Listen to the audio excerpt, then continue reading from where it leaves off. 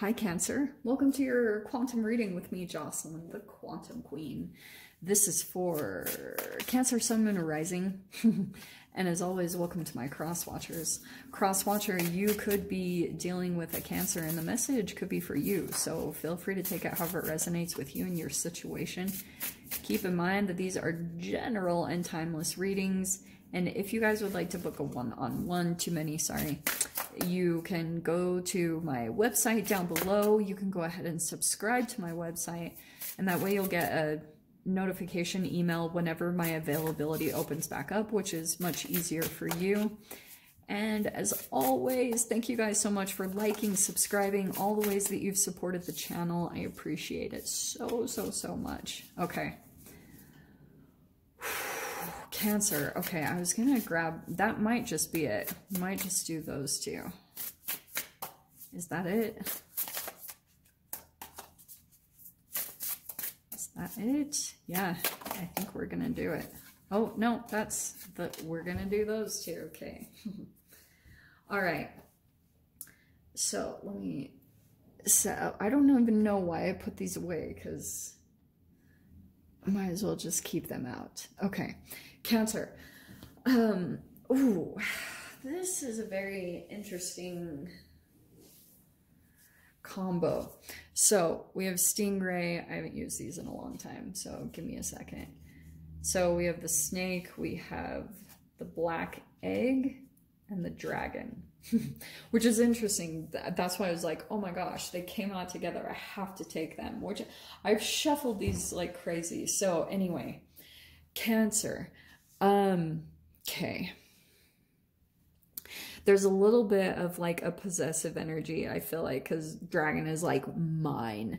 And the black egg, it's kind of like a Lord of the Rings feel, The Hobbit. The Hobbit was like my favorite. Actually, that was my favorite book that I read when I was younger. So it's kind of like a little bit of a possessive energy. I feel as though, because that's the eye, it feels as though like someone's eye is on you and could be a bit possessive of you, because especially with the black egg, someone could be seeing you as like they're precious. And it could go vice versa, Cancer.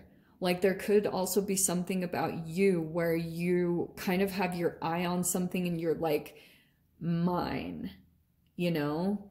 And what's really fascinating, like this is such a freaking cool reading. The stingray is seriously the most fascinating animal.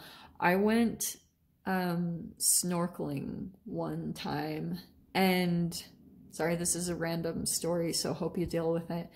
I went snorkeling and there were like, at first there was just one stingray on the bottom. I went to this specific area and it was a place where it was known to be, there were stingrays there. And I went and swam with one, like I was over the top of it, and they're the most majestic, beautiful, crazy animals. Like I was blown away. And it was crazy because all of a sudden I looked down and there were like all these stingrays were accumulating underneath me. Like there ended up being 5 or 6. Like I was just like, it was taking my breath away. And that's why I love the stingray so much. There's something about kind of a release happening for you. Because I feel like what's happening with the snake, you have some type of a process that kind of keeps repeating. And it kind of and I feel as though it's connected to possibly someone or something that you feel like has their eye on you. And I do feel as though there's going to come a point where you just break free from that. There's all these tiny little things that you could be doing in your process that still keep this person's energy. And the stingray, God, like Cancer, that's you. That's the water energy. There's something about kind of probably this magic of you and this energy as far as, you know, this alignment that you're coming into. It's like your chakras are aligning. There's something where kind of like fascinatingly, You have this really majestic, beautiful energy, but when you're in your highest power, I don't think you realize that this sting, like it's a protective, it's not like it's bad, it's there for you to use when you need it. And what's really interesting about this is I almost feel as though you might not realize like your strength in a way. The way you could have been perceiving yourself for a very long time is kind of like this vulnerable energy. And there is something about your energy that possibly makes people possess or want to possess you. But there could be something about certain things that you're doing in your day-to-day process with the snake that's continuing to turn into a self-sabotage. Like it could be an energy that you keep looking at, or you know what I mean? Like you keep checking out someone's profile or something online, and it's like keeping someone's energy alive. And probably because you're very aware, like if you're just like tuned in, completely aware, you know this person is watching you. You know that everything that they're doing is some type of big show to like seem like their life is bigger than everything. Like they have it's ridiculous. The dragon, the way they're coming across. It's interesting. Going back to The Hobbit. I've been saying this quite a bit lately. If you guys have seen The Hobbit, there's like a one tiny spot on the dragon's scales where they're actually missing a scale. It's their weak point. And it's interesting because like the knight that comes into The Hobbit, he actually gets the spear right into that point, which kills the dragon. So here, that's the kind of like metaphorical part. Here's the other part of it. Some of you guys like possibly have, sorry, I have to say it, but a narcissist or a psychopath that could be kind of like still very possessive of your energy. The thing that will probably break it up is this person is almost looking for their shame transformation. The reason why empaths and narcissists come together in the first place is both are looking for their shame to be transformed. It's a mortification process. And if you didn't go through that, or you didn't provide that for them, like, I know this is going to sound really freaking crazy, but I watch a lot of things on psychopaths and serial killers and stuff. And there's this guy, the Iceman, or the Ice Truck Killer. And I think I've said this a million times on the channel. I'm so sorry if I've repeated this a million times, but it's interesting that he pretty much murdered everyone in his life except for this undercover cop, which is the one that exposed him. And he was the one that like he allowed to stay in his life. He never ended up killing him. And I've just found that really fascinating, that I almost feel like underneath the surface, some are wanting to be exposed, because that's the only way that you can really break a cycle, is if your ultimate shame becomes exposed, or if, you know, the most vulnerable part of you finally comes out in the open. Even though it can be the scariest thing, it's actually the thing that brings the transformation. And so that's exactly what you're pulling into, is this alignment. There's something about like a shame or something that hasn't been exposed that's going to shift everything.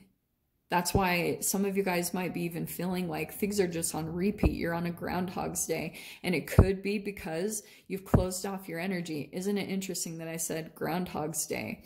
Because the whole idea behind that whole movie or whatever is something about like, and when you come into these entanglements, sometimes you close off your energy, you completely become restrictive, you shut everything down, you stop giving.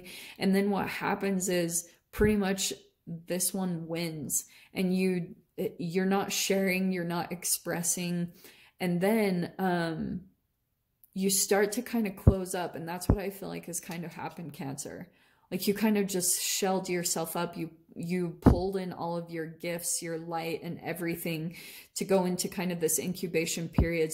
And what's interesting is that is what is putting things kind of on repeat. Nothing is changing, nothing is transforming. And that will happen through whatever it is. Like, maybe it's about expressing a vulnerability. It's just something about like letting go of the, I don't know, the protective layer that you have up around your real gift. There's just something where, and that's what's putting you in this cycle of, it could be self-sabotage, but you could just be finding yourself in the same type of like, oh my gosh, I've been through this before. It's the same mundane thing and nothing really is transforming, and you could be wondering why. And it's because like there's something, as far as, these are ether cards. Oh, dude, I am so far into this. I haven't even pulled tarot cards. Shit. Okay. Let me grab some cards. God, Cancer, look how far in we are. All right.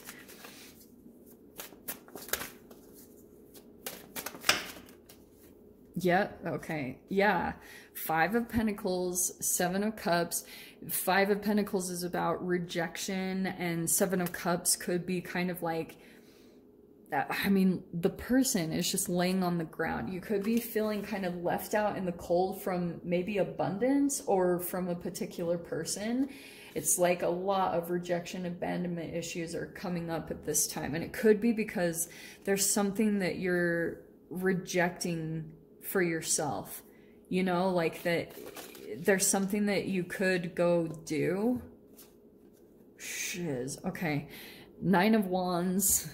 And the Hierophant. Yeah, to me, this, pretty much what this is telling me is that this is causing things to, like, that you're putting walls up, and at times you feel like giving up.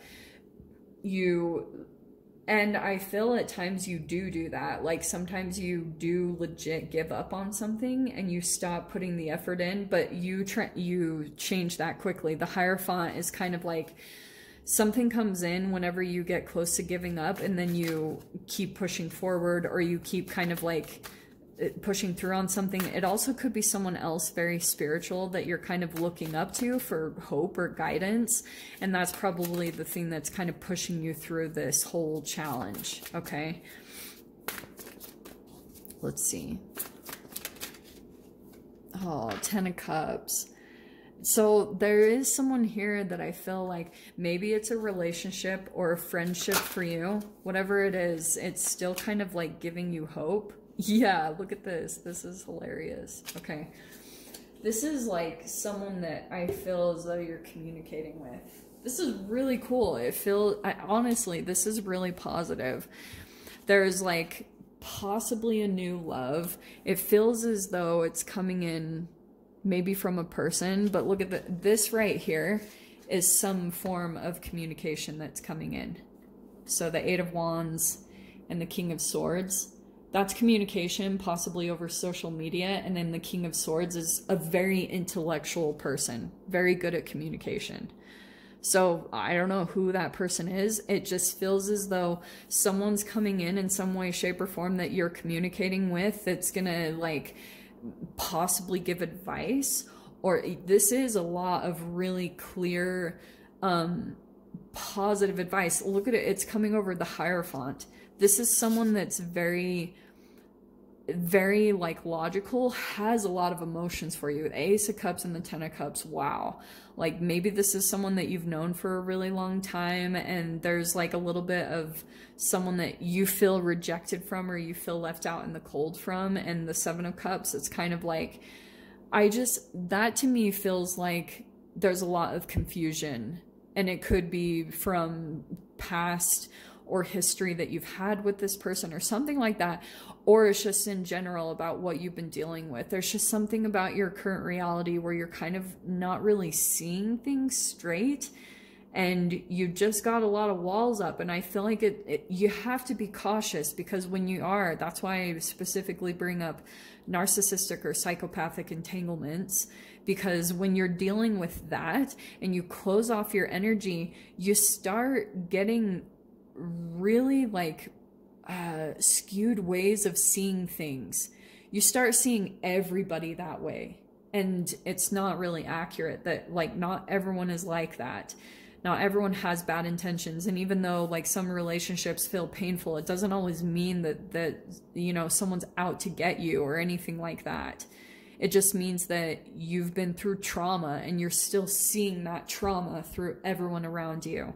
And that's hard to pull out of. Like, I'm not making light of it, because if you've especially been psychologically, like, you know, messed with, yeah, it takes a bit for you to get your mind back on track and to kind of see things clearly. But if you just, you know, like, you'll feel it when the emotions come in from this person, you'll be able to feel it.